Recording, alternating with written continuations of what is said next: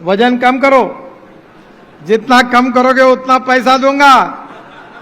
और अब वजन बढ़ रहा है तो दिए हुए रोड अब वापस ले जाने का काम करना पड़ेगा। अब दी हुई सौगातें वापस लेने का समय आ गया है। एक मंच, उज्जैन का एक कार्यक्रम, और ये लाइन कहते हैं नितिन गडकरी। भीड़ तालियां बजा रही हैं, सांसद मुस्कुरा रही हैं, लेकिन राजनीति के गलियारों में सन्नाटा है, क्योंकि ये कोई मामूली बात नहीं थी। तो क्या नितिन गडकरी ने वाकई किसी से मजाक किया, या ये था एक संकेत, एक चेतावनी, या फिर कोई घोषणा? आज की वीडियो में बात करेंगे गडकरी की प्यार भरी धमकी की असली कहानी, आरएसएस और बीजेपी के बीच चल रही खींचतान, मोदी शाह की जोड़ी क्यों हो रही है कमजोर, और क्या नितिन गडकरी बीजेपी का अगला चेहरा बन सकते हैं। बने रहिए अंत तक, क्योंकि ये वीडियो आपको बीजेपी के अंदर की राजनीति का वो चेहरा दिखाएगा जो आम लोगों की नजर से छुपा रहता है। दोस्तों, 10 अप्रैल 2025 को उज्जैन में एक पब्लिक प्रोग्राम हुआ। नितिन गडकरी मंच पर थे और बगल में थे उज्जैन के बीजेपी सांसद अनिल फिरोजिया। गडकरी ने कहा, मैंने कहा था वजन कम करो तब विकास दूंगा, अब आपने वजन और बढ़ा लिया, तो अब दी हुई सौगातें वापस लेने का समय आ गया है। भीड़ हंसी, मंच हंसा, लेकिन देश की राजधानी में बैठे बड़े बड़े संपादक और पॉलिटिकल विश्लेषक चौकन्ने हो गए। क्यों? क्योंकि ये गडकरी हैं जो हंसते हंसते गंभीर बातें कह जाते हैं, और जब वो कहते हैं सौगात वापस, तो हो सकता है बात सिर्फ किसी सांसद की नहीं, बल्कि सत्ता में बैठे बड़े नेताओं की हो। गडकरी कौन है और क्यों इतने अहम हैं? अब थोड़ा गडकरी के बारे में बात करें। नितिन गडकरी संघ के प्रिय नेता, विकास पुरुष, साफ सुथरी छवि, सत्ता से थोड़ी दूरी पर लेकिन दिल के बहुत करीब। गडकरी ने अपने दम पर देश की सड़कों को बदल डाला, लेकिन वे कभी मोदी शाह की टीम का हिस्सा नहीं बने। वे नागपुर के आदमी हैं, गुजरात के नहीं, और यही बात उन्हें आज की राजनीति में अलग बनाती है। आरएसएस और बीजेपी अब सीधा टकराव। आज बीजेपी के अंदर एक जबरदस्त टग ऑफ वार चल रही है। एक तरफ आरएसएस जो चाहता है कि पार्टी फिर से संघ के मूल्यों पर चले, दूसरी तरफ मोदी शाह जो चाहते हैं कि पार्टी उनके ही नेतृत्व में चलती रहे। और इस संघर्ष के बीच गडकरी हैं, वो नेता जो संघ के करीब हैं, लेकिन आधुनिकता के प्रतीक भी। आरएसएस आज बीजेपी पर दबाव बना रहा है कि अगला बीजेपी अध्यक्ष संघ की पसंद का हो, और यहीं से गडकरी की वापसी की कहानी शुरू होती है। मीडिया भी बदल रही है। कभी जो मीडिया कहती थी कि गडकरी अब साइडलाइन हो चुके हैं, आज वही चैनल, वही अखबार कह रहे हैं आरएसएस वर्सेस बीजेपी में तनाव, मोदी शाह का दबदबा कम हो रहा है। क्या गडकरी बनेंगे अगला अध्यक्ष? यानी माहौल बदल रहा है, हवा बदल रही है, और जब मीडिया लाइन बदलता है तो समझ जाइए कि कुछ बड़ा पक रहा है। मजाक था यह संदेश। अब फिर से लौटते हैं उस लाइन पर। अब दी हुई सौगातें वापस लेने का समय आ गया है। सवाल यह है, ये सौगातें किसके लिए थी? उज्जैन के सांसद के लिए, या फिर बीजेपी के उन नेताओं के लिए जिन्हें गडकरी ने पद, सम्मान और समर्थन दिया? गडकरी उन नेताओं से कह रहे हैं, अब सब्र का बांध टूट चुका है, अब मैं भी अपना हक मांगूंगा। क्या गडकरी बनेंगे अगला बीजेपी अध्यक्ष? दोस्तों, अप्रैल 2025 तक बीजेपी अध्यक्ष की नियुक्ति टली हुई है। आरएसएस चाहता है कि जल्द से जल्द अध्यक्ष तय हो, और उसमें गडकरी का नाम चर्चा में है। मोदी शाह इसको बेहाद चुनाव डालना चाहते हैं। क्यों? क्योंकि अगर गडकरी अभी अध्यक्ष बनते हैं तो गुजराती लॉबी की पकड़ कमजोर हो जाएगी, लेकिन संघ अब पीछे हटने को तैयार नहीं है, और यही वजह है कि नितिन गडकरी फिर से चर्चा में हैं। गडकरी की छवि और संघ की रणनीति। आरएसएस के लिए गडकरी एक परफेक्ट मैच है। संघ से जुड़े, पब्लिक इमेज मजबूत, पार्टी में पुराने और नए नेताओं के बीच सेतु। आरएसएस पूरी कोशिश करेगा कि 2029 से पहले गडकरी को बड़ी जिम्मेदारी दी जाए। कहानी तो अब शुरू हुई है। तो दोस्तों, सवाल अब यह नहीं कि गडकरी मजाक कर रहे थे या नहीं, सवाल यह है कि क्या वे सत्ता की सौगातें वापस लेने को तैयार हैं? क्या 2025 में बीजेपी में फिर से नेतृत्व परिवर्तन होगा?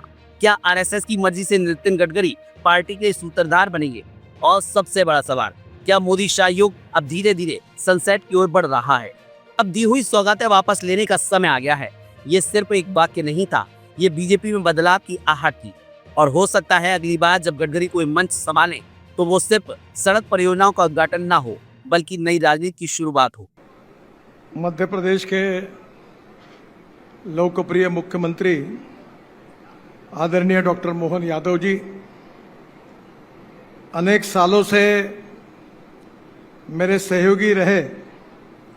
ऐसे आदरणीय कैलाश जी, राकेश सिंह जी, आदरणीय राज्य मंत्री नागर सिंह चौहान जी, हमारी केंद्र सरकार में मंत्री श्रीमती सावित्री ठाकुर जी, सांसद अनीता नागर सिंह जी, शंकर लालवानी जी, अनिल फिरोजिया जी, सुधीर गुप्ता जी, रोडमल नागर जी, उपस्थित सभी विधायकगण और उपस्थित मेरे सभी भाई और बहनों, मुझे आज बहुत खुशी हुई कि उज्जैन में महाकाल का आशीर्वाद लेने के लिए मुझे आना था और इस निमित्त मैंने मुख्यमंत्री जी से अनुरोध किया था कि दर्शन भी हो जाएगा और कार्यक्रम भी हो जाएगा।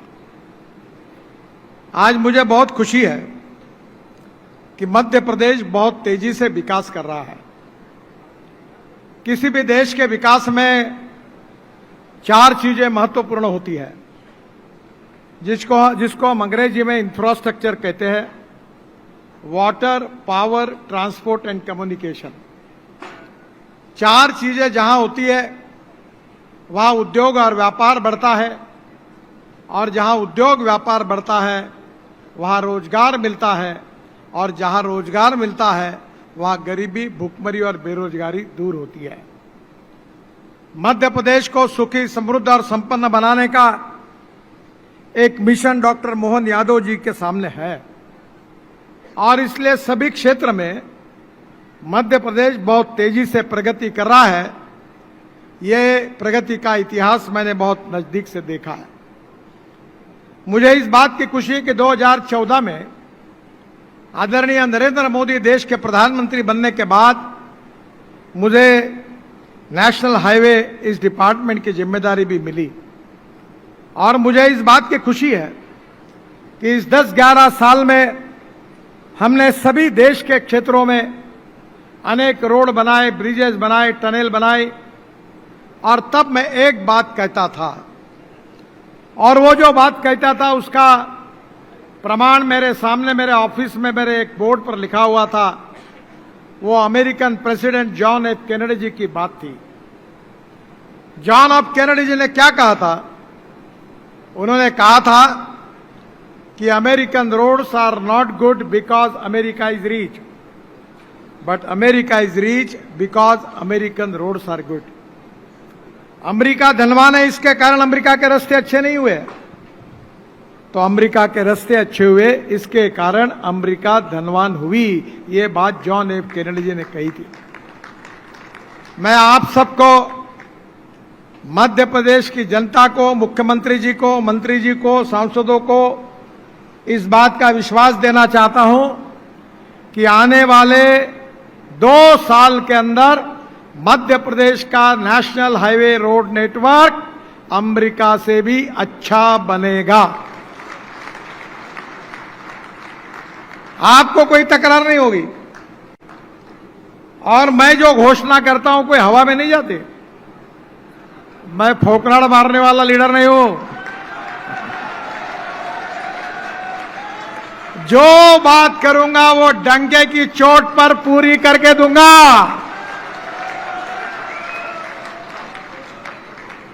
पिछले बार मैं जब आया था तो उज्जैन में आया था, तब वहां अनिल फिरोजिया जी को मैंने कहा था वजन कम करो, जितना कम करोगे उतना पैसा दूंगा।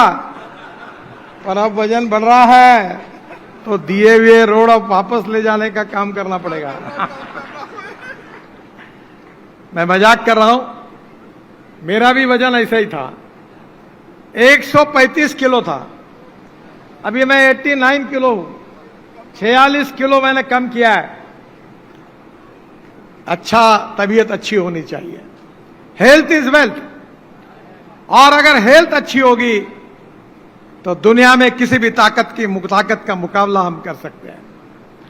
बहनों और भाइयों, हम मध्य प्रदेश में ये 1 साल जब खत्म होगा तो 3 लाख करोड़ रुपए का इंफ्रास्ट्रक्चर का काम हम पूरा करके देंगे।